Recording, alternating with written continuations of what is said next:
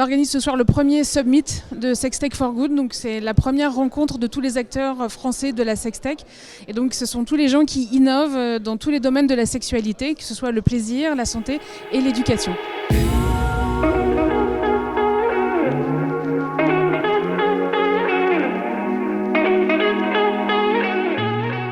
Donc ce soir, on va avoir une première partie de démo et puis voilà, de présentation des produits et des services des différents membres du collectif. Donc on a de l'audio érotique, on a des produits, des cosmétiques, des thérapeutes, des applications pour les couples, du dating. Voilà, c'est plein de choses très très différentes et très fun. Après, on aura un deuxième temps de conférences, donc 3 conférences qui sont sur les 3 grands thèmes de la sextech.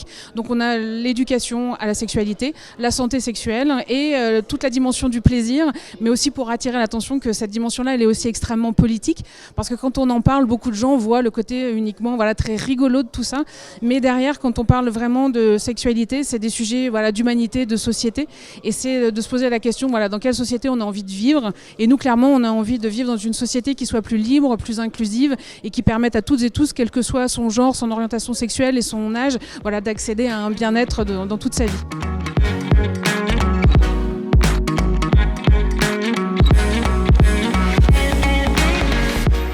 Donc, comme Christelle l'a dit, je suis Paola, je suis la fondatrice de Vulvae, une application qui aide les personnes qui souffrent de douleurs vulvaires chroniques à avancer dans leur parcours de soins. Et du coup, dans cette première table ronde, on va vous parler d'innovation en santé sexuelle féminine avec 4 invités. Juliette de Maes Life, Sandy de 15 février, Charline de Luna et Marie-Rose Gallès, qui est patiente experte et auteure de Endosexo, un livre sur la sexualité et l'endométriose. Je vous parlerai un petit peu de ça plus en détail. Avant de commencer, je voulais rappeler, ça me paraissait essentiel de dire que la santé sexuelle féminine, ça ne se résume pas à faire des bébés. Pourtant, quand on dit santé sexuelle féminine, on pense gynéco, du coup on pense obstétrique, du coup on pense faire des bébés. Ça, c'est un énorme problème parce que du coup, on va mettre de côté de nombreuses problématiques qui n'ont rien à voir avec la grossesse. Et ces problématiques, parfois, on va s'en occuper si et seulement si elles amènent des problèmes de fertilité. D'où la super phrase qu'on dit à beaucoup de patientes quand elles ont des troubles sexuels, revenez quand vous voudrez faire des enfants. C'est assez fréquent et du coup ça montre à quel point les parcours sont compliqués, ne serait-ce qu'à amorcer. Débuter son parcours en santé, c'est compliqué parce qu'on n'écoute pas les plaintes des femmes et on va leur dire c'est normal. C'est un manque de considération qui est ancré dans l'histoire occidentale parce qu'on a toujours considéré la femme comme un sexe faible, un corps manqué et donc qui serait dans la souffrance par défaut. C'est normal d'avoir mal quand on a ses règles, c'est normal d'avoir mal la première fois, c'est normal, la sexualité, ça fait mal. C'est des choses qu'on entend et qui font qu'on oublie des pathologies, qu'on ne s'y intéresse pas et que du coup, on a des trous dans la raquette de la prise en charge médicale. Mais aujourd'hui, ça change. Et on a aujourd'hui des projets qui, du coup, par leur fonctionnement, leurs outils, leurs valeurs, les choses qu'elles défendent, vont changer les parcours de soins et proposer des alternatives qui n'existaient pas auparavant.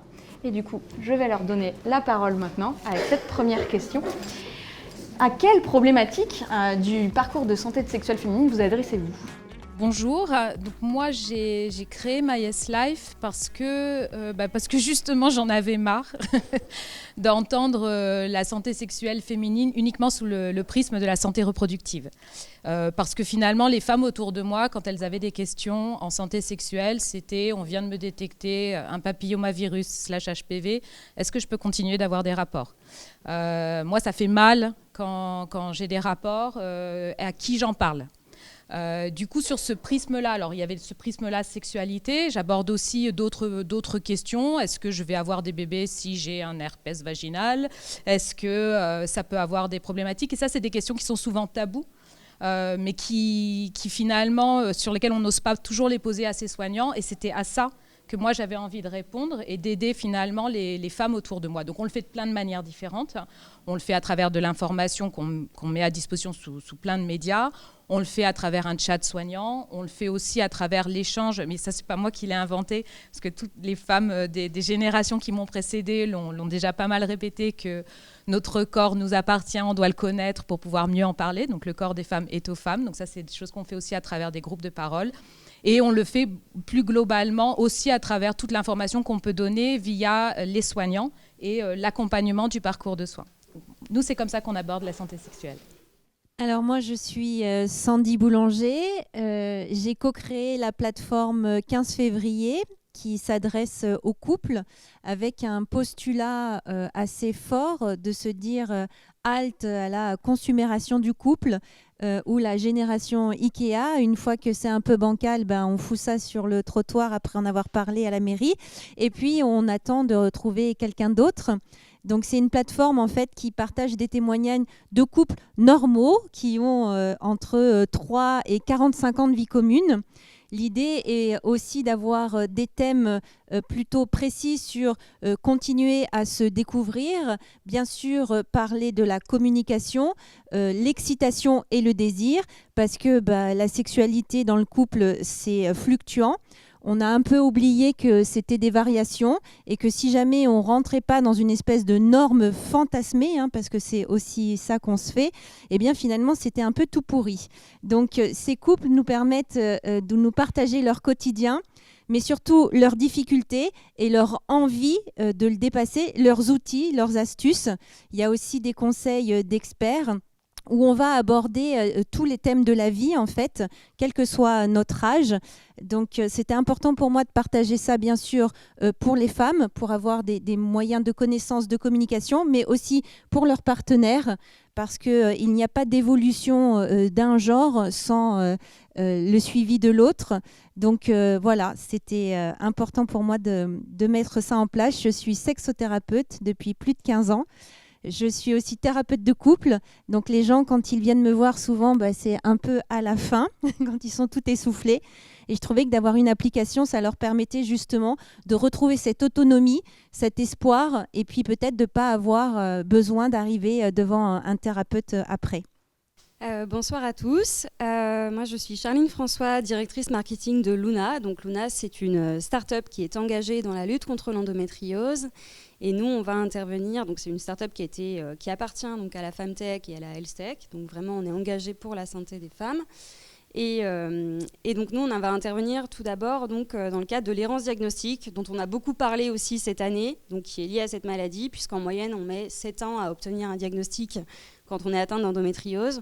Donc la volonté première de Luna, c'était de pouvoir essayer de changer ça, donc par le digital aussi. Donc on a créé une application pour rendre accessible, donc avec des médecins bien sûr, qui sont les cofondateurs de notre start-up, pour pouvoir rendre accessible en fait un test d'aide au diagnostic de la maladie qui va déterminer en quelques minutes votre probabilité d'être atteinte, d'être affectée par la maladie et donc vous faciliter aussi l'accès à l'obtention d'un diagnostic par un professionnel de santé, mais aussi faciliter derrière donc, tout le parcours de soins et l'idée d'avoir un traitement adapté, bien sûr, en fonction des souhaits et des besoins des patients, puisque ce sont deux choses différentes. Et donc, il faut bien prendre en compte. Et grâce à Luna aussi, on permet d'avoir un suivi en temps réel de sa maladie, en prenant en compte, bien sûr, l'aspect santé sexuelle et la sexualité, puisque l'endométriose a bien évidemment des répercussions sur le couple, sur la sexualité, au-delà des symptômes que l'on connaît tous. Bonjour à tous, donc moi je suis Marie-Rose Gallès et donc patiente experte en endométriose. Donc je confirme que l'endométriose cause des douleurs pendant les rapports et du coup c'est comme ça que je me suis retrouvée à écrire endo et sexo parce que c'était le symptôme dont personne ne parlait, c'était un peu le symptôme fantôme et donc moi à chaque fois que je posais des questions au gynéco mais j'ai une solution pour ces douleurs, on fait quelque chose, c'était un grand silence. Ils connaissaient la sexualité reproductive, pour repeupler la Terre, il n'y a pas de souci, il y a du monde. Mais juste pour s'amuser, il n'y avait personne. J'ai même failli tuer un gynéco accidentellement un jour. J'ai commencé à lui dire, et il me dit mais vous avez quelqu'un en ce moment? Je dis non, mais bon, voilà, alors j'ai telle douleur avec tel sextoy, et puis alors telle autre avec tel sextoy. Et là, en fait, une fois que j'ai fini ma liste, je me suis rendu compte qu'il avait arrêté de respirer. Il était devenu bleu schtroumpf, donc voilà, apparemment il avait beau voir des vagins toute la journée, il venait de découvrir que les femmes se masturbent. Je pense que c'était une révélation dans sa vie. Et la lumière fut. Et donc du coup, je me suis dit, bon, admettons, eux, ils connaissent la sexualité reproductive, allons voir les sexologues. Et les sexologues, alors pour le coup, le sujet les intéressait, mais c'est vrai que souvent, ils sont formés blocages finalement qui vont être psychosociaux plus que vraiment pathologiques en soi. Donc je me suis dit on va chercher, et donc il a fallu faire des recherches alors quand même aux quatre coins du monde pour comprendre pourquoi on a ces douleurs, et surtout trouver des solutions, parce que moi quand même soulever des problèmes je veux bien, mais faut apporter une solution, sinon c'est déprimant. Et donc c'est comme ça que je me suis retrouvée à écrire Endo et Sexo, qui finalement est plus souvent acheté par les professionnels que les malades, donc je pense que tout est dit. Alors, j'aimerais bien parler chiffres, parce que souvent, quand on parle de santé sexuelle féminine, on va nous dire c'est une niche. En tout cas, moi, on m'a dit plusieurs fois que les douleurs vulvaires, c'était une niche, parce que ça ne concerne que 15% des femmes et personnes à vulve. À titre de comparaison, il y a 13% des femmes qui auront un cancer du sein une fois dans leur vie. 13%, 15% de douleurs vulvaires chroniques. Pourtant, ça viendrait à l'esprit de personne de dire que le cancer du sein, c'est une niche. Du coup, et vous, votre niche ? Elle est comment ? Alors du coup, on va continuer sur le sujet de l'endométriose. Donc, alors, la niche de l'endométriose, c'est quand même une femme sur 10. Donc ça fait quand même beaucoup. Concernant le délai de diagnostic, j'en ai parlé tout à l'heure, mais voilà, on est sur un délai moyen. Donc pour découvrir et enfin avoir une attestation comme quoi on a cette maladie, donc on peut prétendre avoir un parcours de soins adapté et des traitements, des solutions, enfin. Au-delà de ça, donc ça peut évidemment impacter la fertilité, même si ce n'est pas le sujet ce soir, mais j'en parle quand même parce que c'est important de le dire. Et donc à côté de ça, ça va aussi représenter, on dit souvent que c'est un problème de femmes. Donc le président Emmanuel Macron l'a dit, c'est un problème de société. Parce qu'il y a aussi d'autres chiffres dont on parle moins, mais le coût économique de l'endométriose en France est énorme. On parle de plus de 10 milliards. Ensuite, on parle, pour les entreprises, ça représente presque 11 heures de travail par semaine perdues dues aux symptômes et aux douleurs ressenties par les femmes qui ne peuvent plus aller travailler. Et pour les femmes, bien entendu, donc en thérapie complémentaire et en solution qu'elles doivent trouver elles-mêmes, ça représente 149 € par mois en moyenne, donc qui ne sont pas remboursés, non pris en charge. Et pour les autres chiffres qui sont davantage liés à la sexualité, je vais laisser la parole à Marie-Rose. Alors du coup, oui, c'est environ 60% quand même des endométriosiques qui ont des douleurs pendant les rapports. Et donc on en revient à la taille de notre niche, parce que quand je dis endométriose, vous me répondez tous infertilité, on en revient au bébé again. Et personne ne va penser à ces douleurs pendant les rapports. C'est vraiment le symptôme qu'on passe sous silence. Et donc c'est le numéro 3 des symptômes, alors que l'infertilité n'est même pas dans le top 5. Et pourtant, tout le monde va penser à l'infertilité. Voilà. Moi, je vais être assez rapide sur les chiffres. Je suis plutôt quelqu'un d'empirique. Je voudrais juste, le seul que j'ai retenu, c'est en fait, il y a 8 millions de Français qui estiment qu'ils sont insatisfaits de leur vie intime dans leur couple. Et je crois que rien que ça permet effectivement de se dire, peut-être qu'il y a un sujet et que c'est intéressant d'apprendre et de savoir qu'on n'est pas seul avec ça, que le couple, c'est pas du couscous. On ne choisit pas les morceaux qui sont dedans, mais par contre, c'est bien d'apprendre à savoir le déguster. Donc voilà, 8 millions, c'est beaucoup. Et qu'est-ce qu'on attend pour être heureux ? Vas-y, enchaîne après ça. Après le couscous. Avec la recette du couscous. Non, peut-être juste compléter pour élargir sur les maladies chroniques gynéco. Plus globalement, il y a une femme sur 3. Donc dans la salle, là, il y a pas mal de dames. Regardez votre voisine, mais il y a des chances qu'il y en ait une sur 3 qui souffre d'une maladie chronique gynéco. Et regardez votre voisine d'à côté, parce que 30 à 50% des femmes vont souffrir d'une dysfonction sexuelle à un moment de leur vie. Donc ça peut être à n'importe quel moment de la vie, en particulier par exemple la ménopause, qui est un sujet qui me touche particulièrement. Mais du coup, en préménopause, ménopause, c'est des moments où la sexualité change, où on peut avoir, son corps change. Et pour plein de raisons, c'est un moment où il peut y avoir des dysfonctions sexuelles, ou en tout cas des changements de manière d'aborder la sexualité, mais pas que.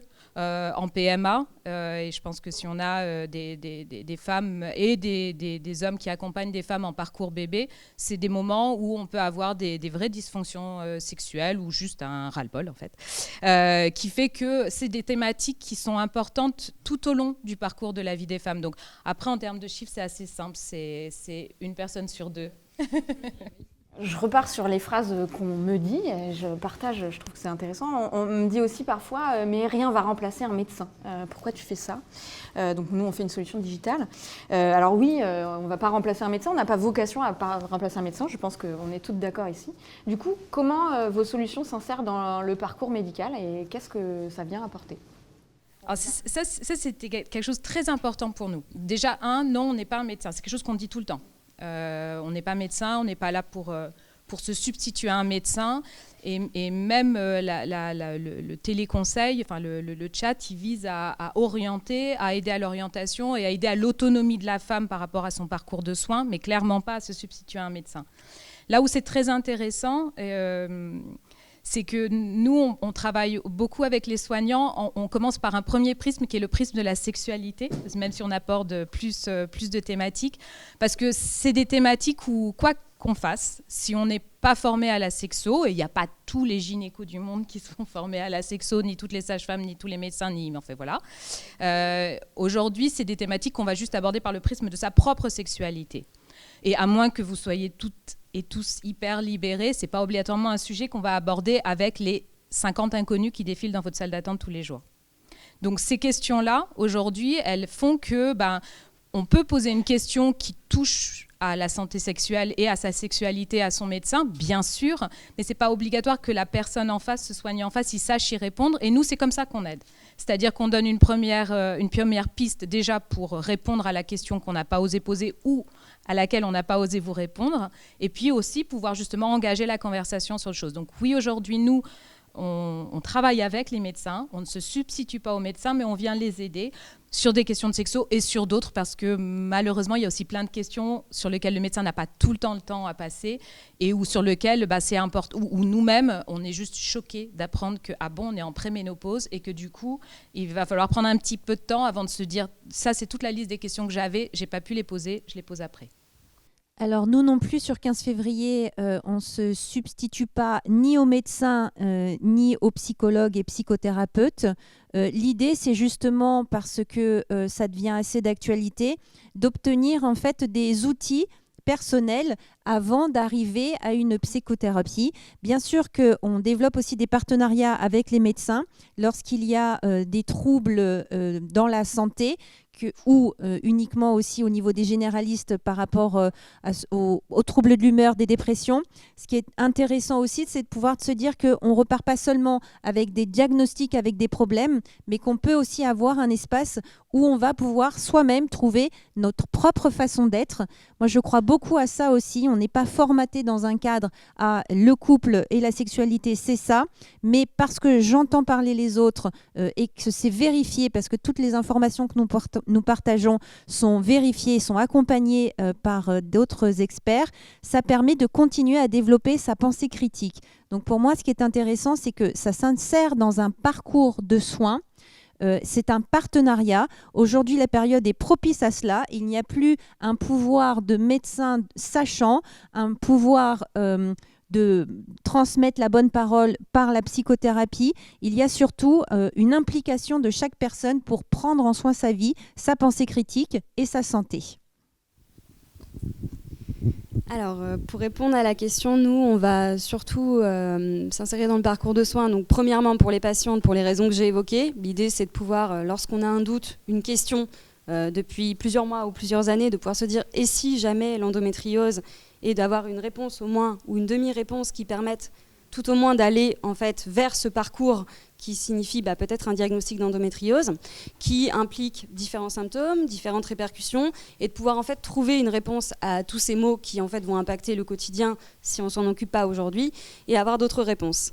Et vis-à-vis des professionnels, je serais évidemment, on n'a pas vocation non plus chez Luna à remplacer ni un diagnostic par un professionnel de santé, ni le rôle du professionnel de santé dans la partie thérapeutique. Néanmoins, pour des raisons, on n'évoque évidemment pas toutes les questions avec ces médecins, et nous, on serait encore plus mal placés de dire qu'on veut remplacer les médecins, sachant qu'on a été fondé par des médecins pour aider les patientes et les médecins. Donc ça, c'est aussi quelque part admis par les cofondateurs de Luna, qu'en fait les médecins n'ont pas toutes les réponses et ne pourront pas donner toutes les réponses pour des questions qui sont évidentes de temps, de formation, qui sont aussi des enjeux pour les professions médicales. Donc avec Luna, c'est à la fois pouvoir apporter une réponse rapide, une orientation aussi vers un professionnel plutôt qu'un autre, vis-à-vis d'un score de risque qui est très mathématique, mais vulgarisé vis-à-vis d'une probabilité d'être atteinte par une pathologie comme l'endométriose. Et si ce n'est pas le cas, de fournir tous les outils en termes d'éducation thérapeutique pour parler aussi de santé sexuelle. Par exemple, aujourd'hui, je déjeunais avec l'un des cofondateurs de Luna, donc qui est à l'origine de ce test et qui me dit, moi, la vulvodynie, en fait, je sais pas, je vais aller voir mon collègue ou quelqu'un ou quoi que ce soit. Oui, j'ai parlé de toi, Paola, du coup.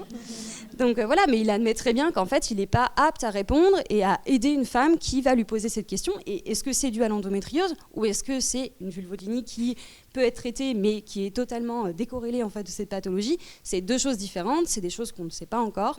Et donc voilà, l'idée c'est vraiment de pouvoir accompagner en temps réel toutes les femmes dans le suivi de leur propre santé, de leur donner toutes les clés et toutes les ressources scientifiquement validées, bien sûr, pour pouvoir en fait répondre à leurs interrogations et les aider à orienter leur parcours de soins. Pareil, je confirme que je suis ni le Dr Queen ni Meredith Grey. Voilà, ce n'est pas le cas. Maintenant, c'est vrai que cette phrase, elle est marrante parce que elle est souvent à la suite d'un article où les gens ont lu un médecin qui ronchonne en mode je crogneux, les patientes maintenant ont des blogs.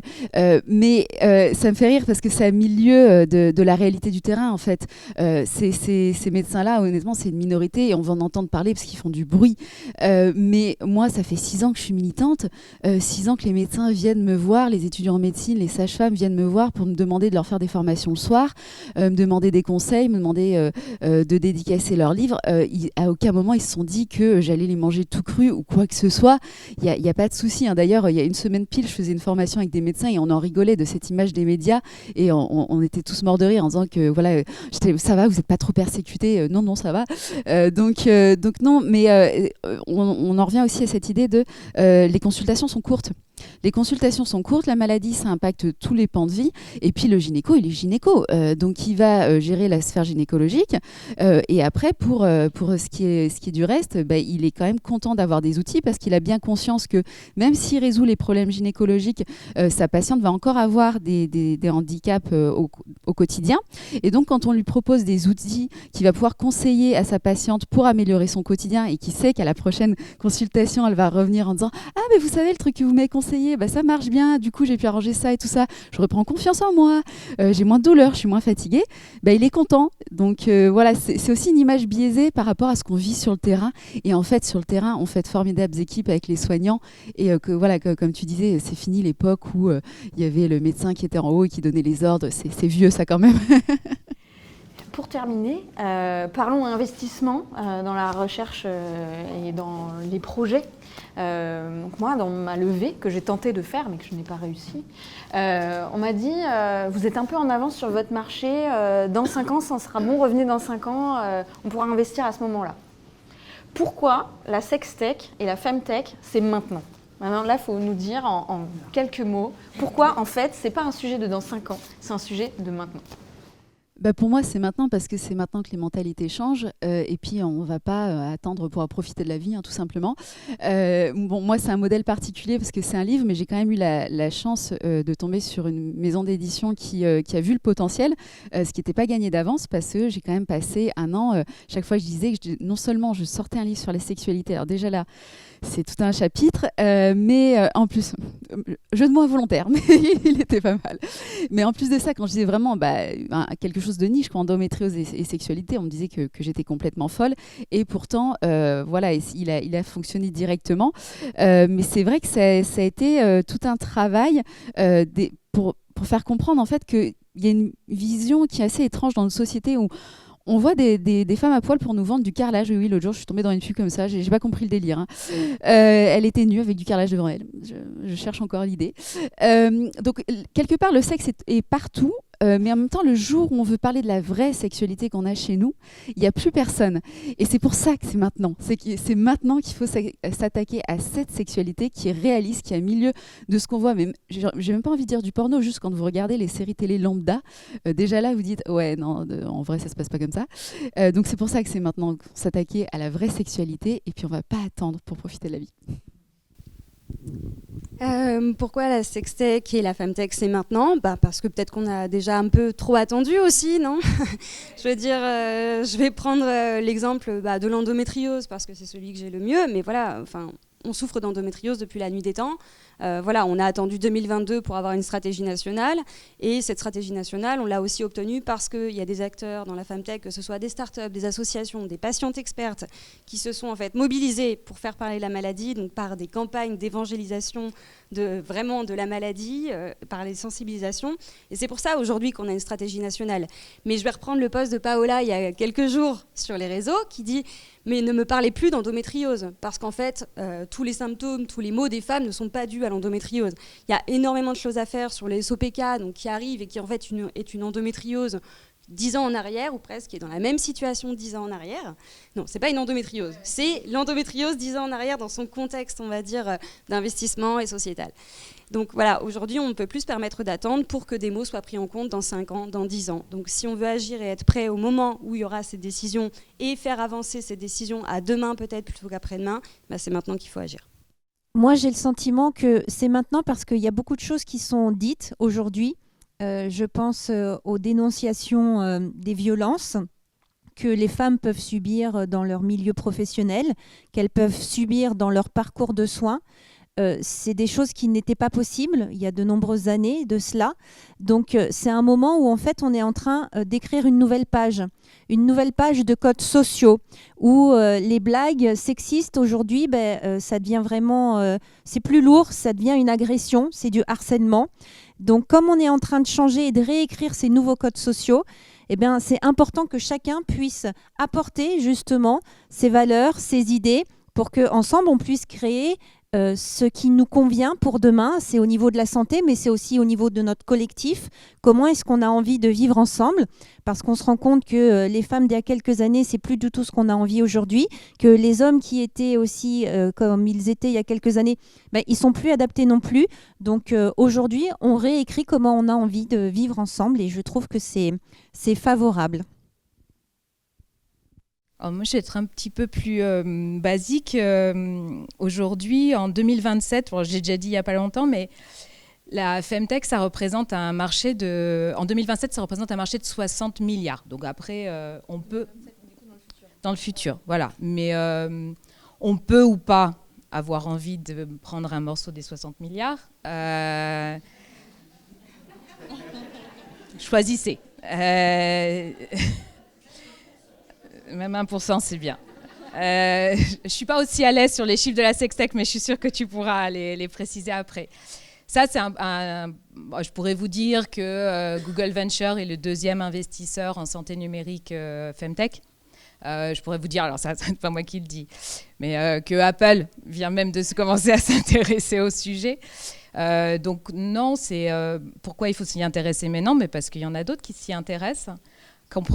Et c'est ça qui est merveilleux avec la Femtech et la Sextech, c'est qu'on y met aussi des valeurs et des manières de le faire.